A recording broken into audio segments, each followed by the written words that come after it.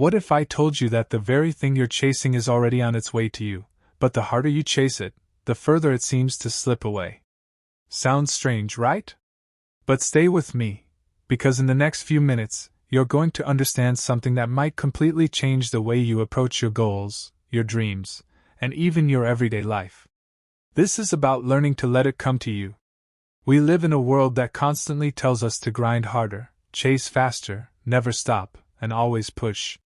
And while hard work is important, there's a missing piece that many people overlook. That piece is alignment.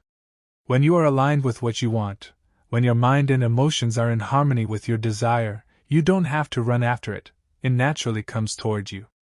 Think of it like gravity. You don't chase gravity, yet everything is constantly being pulled toward the earth.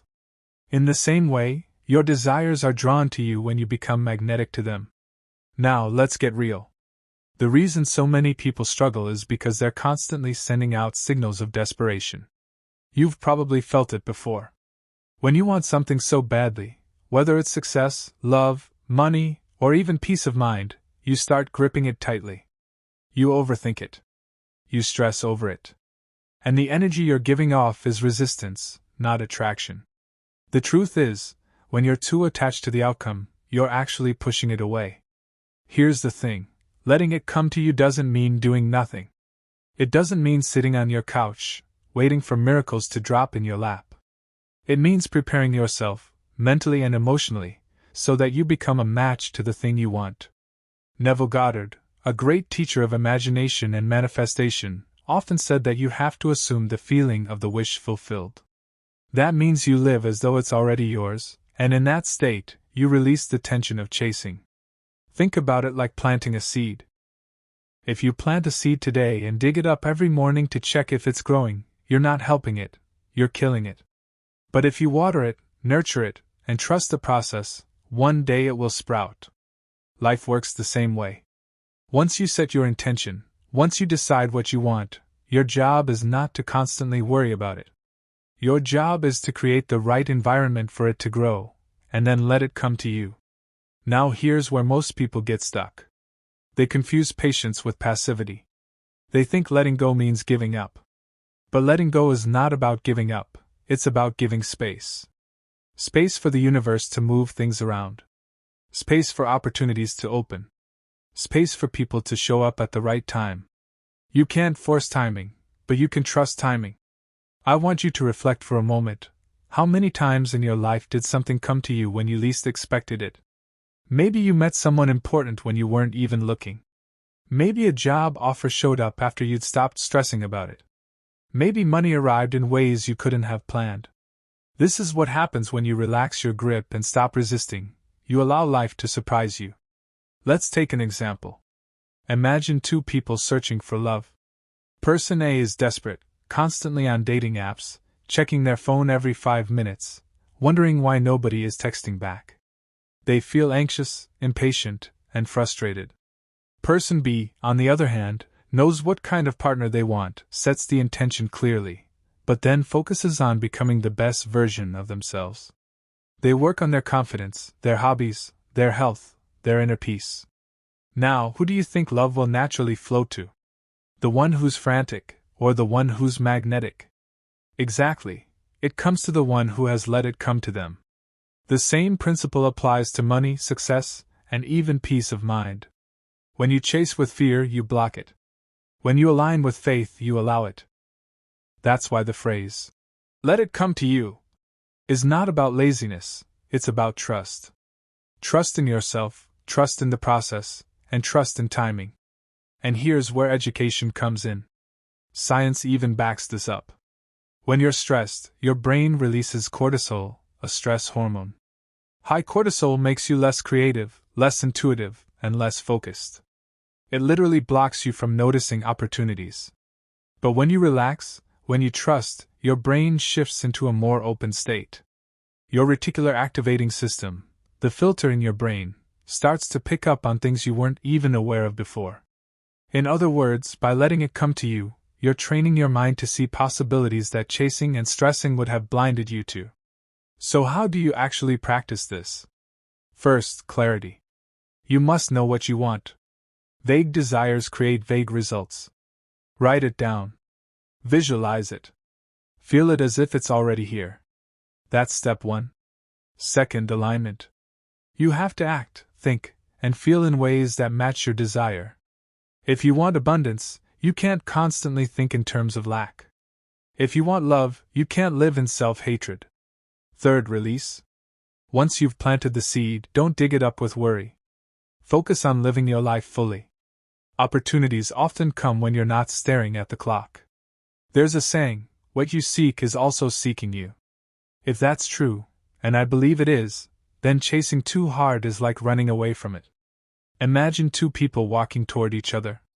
If one person keeps running past the other, they'll never meet. But if they both move steadily, eventually they meet at the perfect time.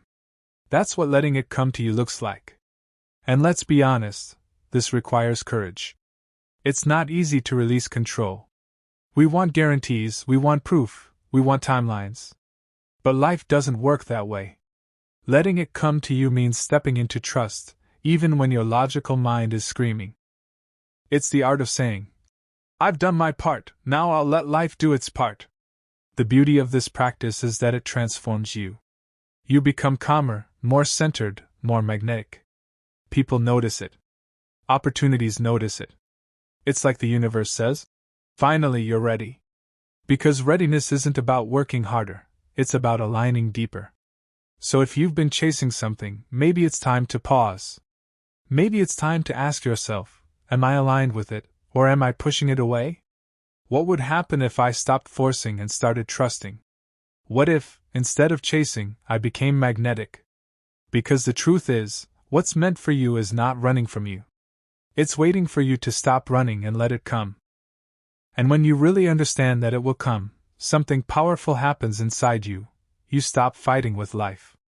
You stop waking up every morning with that tight feeling in your chest, thinking you're behind, thinking you're late, thinking you have to force your way to the top. Instead, you start trusting the pace of your own journey. And in that trust, there is peace. Think of rivers. Rivers never rush, yet they always reach the ocean. They bend, they curve, they move with the land, but they never doubt where they're going. And that's the mindset of someone who lets it come. You are still moving forward, still flowing, still alive with energy, but you're not in a desperate rush. You're in rhythm. Here's the truth nobody tells you: desperation blocks blessings. The moment you become desperate, you're sending out a signal that says, I don't believe I can have it. But when you relax, when you know in your bones that it will come, you give off the energy of certainty. And certainty is magnetic. People can feel it, opportunities can feel it, and the universe can feel it. Let's look at an example. Imagine someone looking for a job. Person A applies everywhere, every day, but each time they send an application, they think, they probably won't call me back. I don't think I'm good enough. That energy seeps into everything: the way they write their email, the way they speak in interviews, even their body language.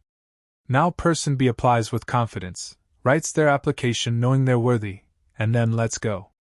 They don't sit by the phone all day stressing.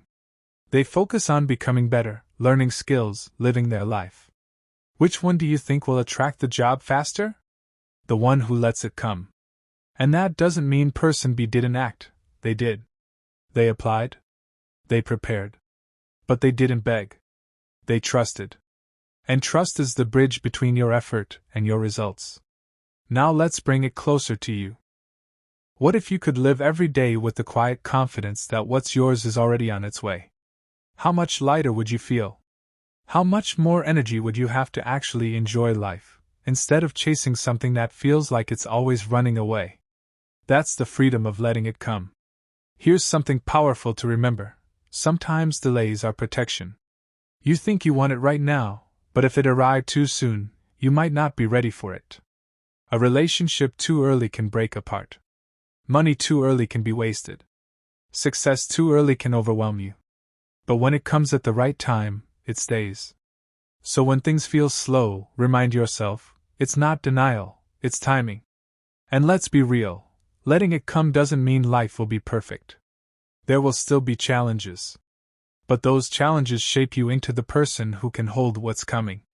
If you ask for strength, you'll face situations that build strength. If you ask for wisdom, you'll meet experiences that teach wisdom. Sometimes the road looks like it's blocking you, but really, it's preparing you. So, how do you live this out every single day?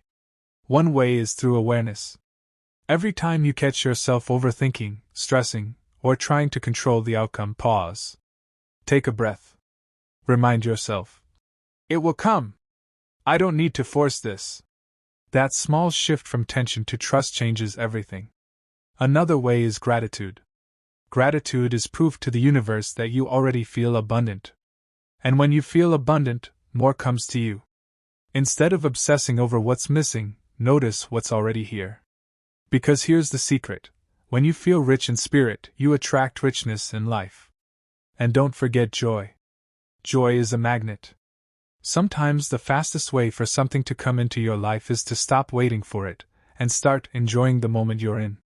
When you laugh, when you dance, when you truly live, you're telling life, I trust you. I'm ready. I'm not desperate. And that energy is irresistible. If you're listening right now, maybe there's something you've been chasing: money, success, love, healing. Maybe you've been holding on so tightly that you're actually squeezing the life out of it. What if you tried something different? What if you released the grip and let it come? Imagine how much lighter your soul would feel. Because remember this, the universe is not against you. It's not holding back to punish you. What's meant for you is not running away. It's simply waiting for the perfect moment when you're aligned enough to receive it. And that moment comes when you stop forcing and start trusting. So take a breath. Smile a little. Loosen your grip. And let it come to you.